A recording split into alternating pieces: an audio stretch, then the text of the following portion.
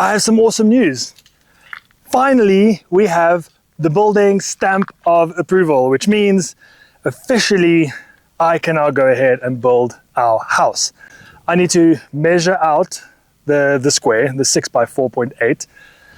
I need to get the posts in the ground. Then I need to get everything squared off, make sure it's squared off, so when the posts arrive, or the beams and the joists and everything arrive tomorrow, hopefully I can just go quick. Now, I am going to be staying here tonight, and that means I'm going to be sleeping in the back of this. So I still need to make myself a little tent house on the back of the bakkie. I'm going to see how that's going to go. That could be a complete failure. But there's no rain or cold forecast for tonight, and it is an absolutely beautiful, clear sky. So if I need to, I'll just sleep underneath the Karoo stars. Many a person has done that before. So I am going to get cracking. I'm going to get measuring, and I'm going to build us a house. So we have a problem, and we have a big problem, and I don't know what to do about this problem, because water has been already such a struggle for us, and now the water is working, but the critters are getting to the water. It looks like we have mice or rats that are busy eating the green feeder pipe to the drippers. I don't understand. If we look here, look, they just bit right through that one. And some of the others, I'll show you this one. This one is brutal. They just chewed right through it. And it's obviously changing the entire pressure system. So look here. Look at that. They just chewed right through that. Oh, so I've got four replacement pieces of that plastic. But I don't know what to do. Because this is something that, yeah. I don't know. So if you guys have advice, please let me know. I cannot go and duct tape every single piece of pipe, but even the duct tape they'll just chew through. So if you've got any advice for me, please drop me a comment below. I cannot have this happen, and I cannot keep replacing all of these little pipes. It's going to cost a fortune. So yeah, as soon as you solve one problem, the other one pops up. The water was also a problem because there was a frog that got stuck in the line, that got stuck in the timer. So basically I had to like take the bones of the frog out because it was blocking the, the water. It's wild, man. It's crazy. But let me replace these valves so I can actually get to what I meant to be doing today, which is next level exciting. Let me wrap this up. Probably going to need to get a change of clothes as well.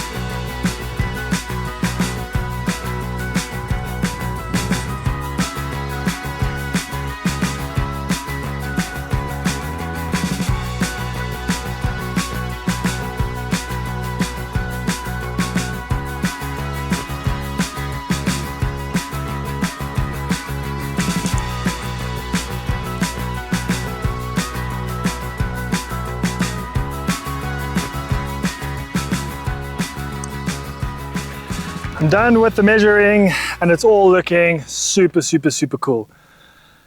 I managed to figure some things out. I'm just really surprised at the height of this house. So almost to my shoulder. So that's something I haven't planned for, which I'm going to have to incorporate, is bracing my posts. I thought based on that deck, which was okay, I wouldn't need to brace, but yeah, if I'm looking at my shoulder height and I'm 1.9 meters tall, this is well over 1.5 meters high. Need bracing, but it's also going to be an incredible view. So what I've done is I used that leveler over there, which worked really well. Then I got a piece of string over here, got it semi-tight, and it's exactly 2.6 meters long, because I measured that side. I know is completely correct. And then I just slid it across. And the first time, which you would have seen, was completely off. And then because I had this, I was able to tension everything until it was just spot on. Perfect. So I managed to get everything level. And if I look at it like that, everything looks good. Now I'm going to dig the posts. And for those of you that are in an area that has really hard ground, learn from my mistakes, or from my, what do you want to call them? My lines on my back, or my stripes. I've earned my stripes. So if you take an auger or something, go as deep as you can until when the auger spins, it's not going anywhere. Then what you do is you take either a rebar or a fork, a normal garden fork, hit it just to break up that bottom piece, fill it up with water, and then leave it for an hour or two. Let that soak in, and then the auger just straight through. There's no logical reason why you need to be hitting through clay like this. You're going to completely damage your equipment. So if you're in hard desert, arid environment, hard soil, just remember a little bit water, knock it so it can soak, dig, hit, soak, dig, hit, soak, repeat. Might take a little bit longer.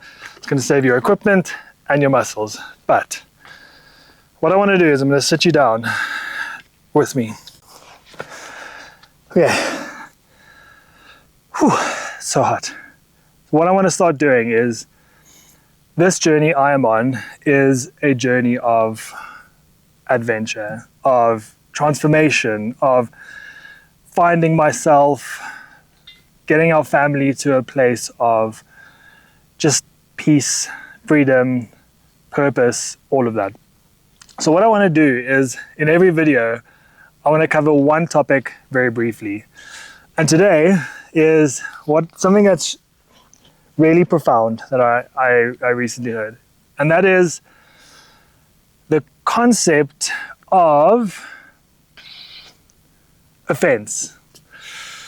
And what really struck me is offense is something you take. Offense is not something you give. And that really, really stuck with me.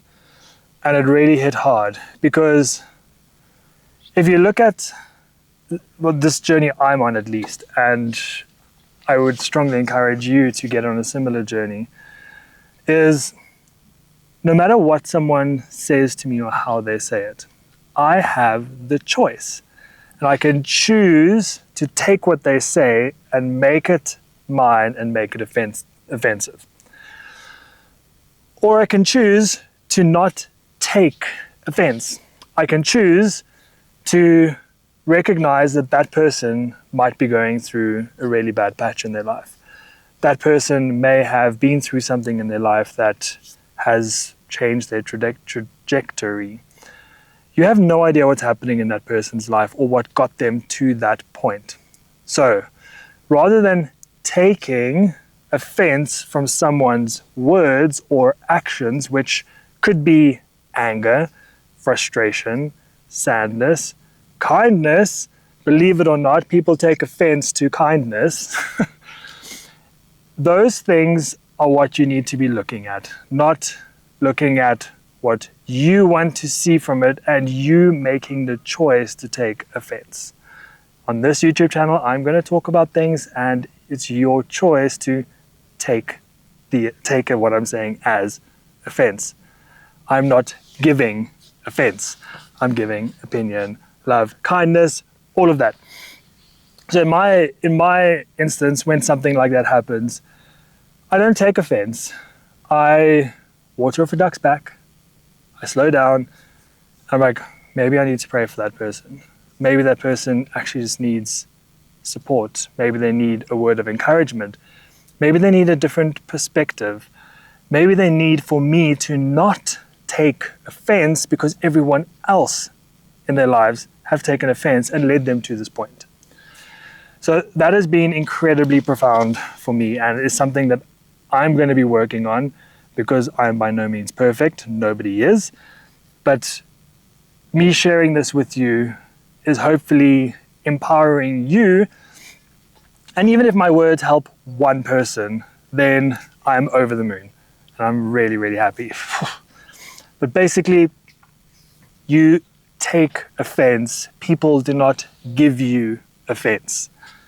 Understanding the distinguishing factor between giving and taking, and that there is no such thing as giving someone offense. There is only such a thing as you take offense from someone else's words. Seeing it that way could really, really change your life pretty much, and change your happiness, your state of mind, all of that. So that was my pep talk. I'm going to try and incorporate something in every video, something small. Now let's dig some holes, and hopefully I can get that done before sunset, because I still got to somehow make myself a place to stay on the back of the bucket.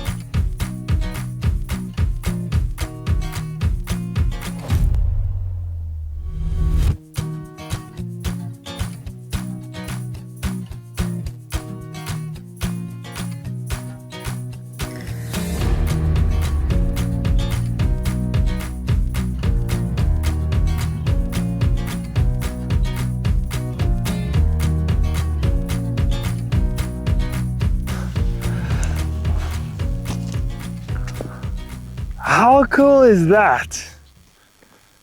I'm not gonna lie, that is pretty cool. I had this idea in my head of turning the back of the bucket into a canopy or into a tent. Didn't know it would work this well. Just a simple A-frame with some shade cloth on, and that's it. Let's go check out inside. It's pretty cool. It doesn't have a door, obviously, but there's a flap, and I've weighed the rest of the shade cloth down. So it shouldn't flap too much, and if we go under, there you go, it's pretty cool. More than enough head height. I can't even straighten my hand up here, so that's cool. There's a little gap up there, but there's no wind forecast, there's no rain forecast, so that's fine. If it were to be windy, I would just cut a triangle flap and put it in there. I'm probably going to look at cutting pieces out to fit, because I'm going to keep this frame like this for future stays. So I can just pop it on the back, hook up the shade cloth, done. Obviously I can't do it when it rains, but on these beautiful nights when it's so hot, this is all breathable, but not too breathable. And my full mattress length can fit in here, so I can stretch my legs. Don't need to be cramped like I am in a tent. This is pretty damn cool. And now it's time, because there's no neighbors, no nothing, for an outdoor shower, clean up, get some supper going, and then just some chill time.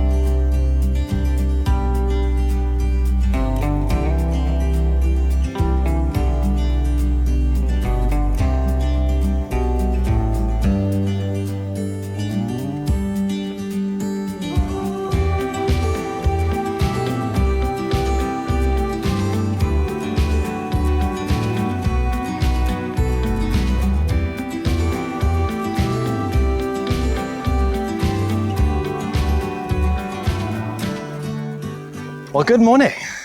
It has been an absolutely beautiful morning. I've already been in the fruit orchard. I've laid down a whole bunch of the goat manure, which I've wanted to do in previous days. I've put some fertilizer down. I've watered the trees down here. And it's only 7 o'clock. It's been a busy morning. I've been sweating. I've had to climb under the tap just to cool down. And today, that's why I have my longs on, it's gonna be a brutal day. So I'm gonna start off now with doing another dig of the auger. The hole soaked overnight, so it should go easier. But I need to go back into town today to fetch 10 OSB floorboards. So my hope is I can get as deep as I can now, soak up the holes again, head on out, get the boards, come back. That should be good to go, sink that, and then I should be done. I also have a delivery truck arriving today with basically the entire house, which is right over there, all stringed out, ready to go. So I have the main support beams, I have floor joists, I have everything. I've even got the walls, all of that coming from my house, which I've been storing for a couple of months. So very, very exciting day. I have absolutely no idea how far I'm going to get, what I'm going to get done. My far stretch hope is that I can get posts in, posts level, posts notched, the three support beams in, plus the floor joists. I'm not doing joist hangers this time. I am doing a batten at the bottom, not a batten, a purlin at the bottom, and then resting the joists on those, and then putting in thick 150 mil wire nails from the side, and I'm going to put some hurricane clips on as well. It has been cleared by software, by a structural person as well. That's all good, but that's going to save me a huge amount of time, not having to do 17 joist hangers times 34 joist hangers. So I really hope I'm going to be able to do beams plus joists today, and then tomorrow morning, I've only got 10 floorboards. My hope is, fingers crossed, tomorrow morning I can get the floorboards done, and then the entire house's bottom structure is done.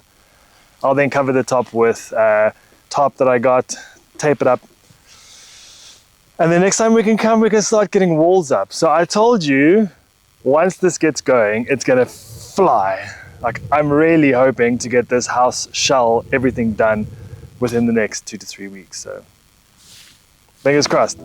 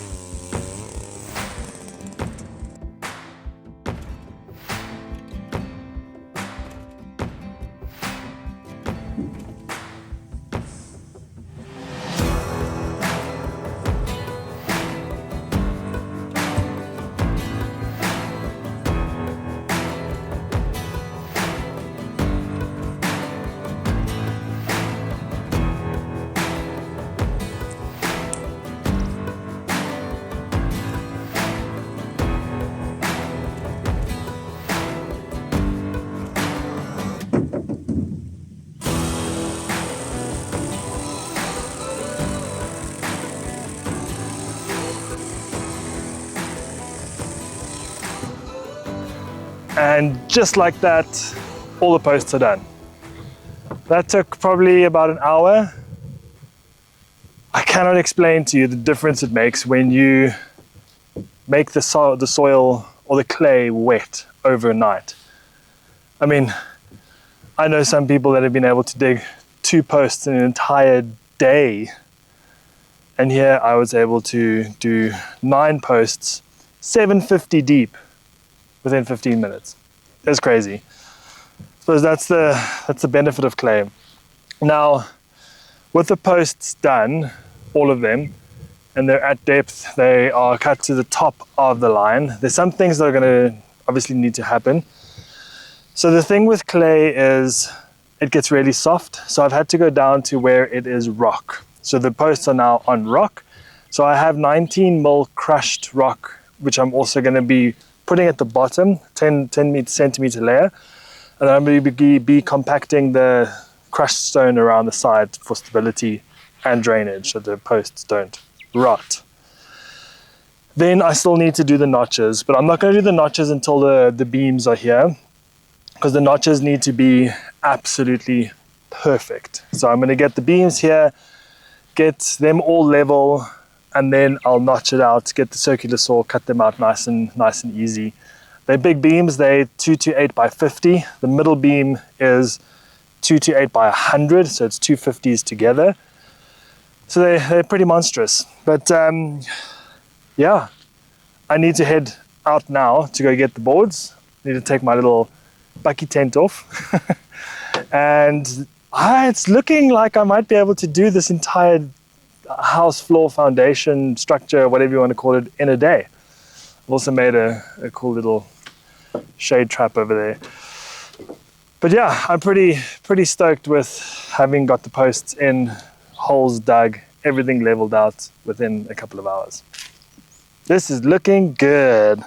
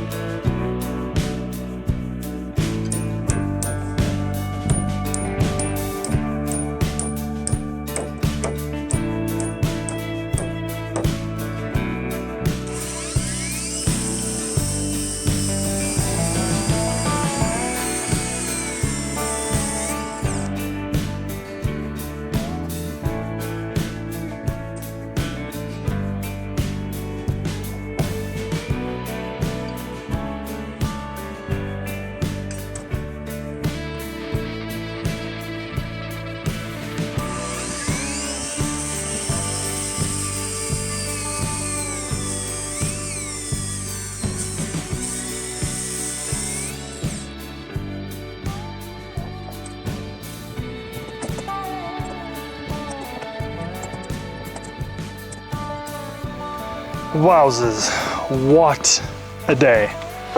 I'm looking worse for wear, I know.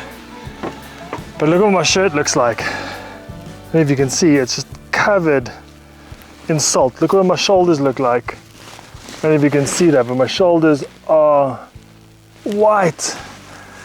That's just sweat. Gross, I know. But that's why electrolytes are so important, because You sweat so much out here. But I am over the moon. The sun is busy setting. It's 6:45 at night. And our cabin floor is done. There are a couple of small tweaks that I still need to make. But in essence, we have what is going to be the foundation of a floor to our house. This is all really solid. Once I get the OSB on, it's going to be even more solid. Everything was level. I'm really chuffed. It's nice to see the space. It is, I don't think it's not classified as a tiny house. It's not that small. It's 6 by 4.8 meters. It's still small. So looking at this now, it's small. It's gonna be cozy, but the whole concept is outdoor living. So there's this deck, outdoor bathroom. There's gonna be the same deck on that side, which is gonna be the living room, outdoor kitchen area. It's gonna be a small little kitchen inside, small little lounge, beds. It's all you need. When you're here, you don't spend your time inside watching TV, you spend your time outside. So I'm super chuffed. I wanted to get everything done to the point of joists. Oh, sun's in my face. And I did it. So thank you for watching. Thank you for coming along. I got a lot of packing up to do. I need to head home. I appreciate you all. If you haven't seen my homesteading app, please go check it out. It's a really epic app. You can support me by subscribing, head over to Patreon, all those things. I appreciate you all. Until next time, happy homesteading.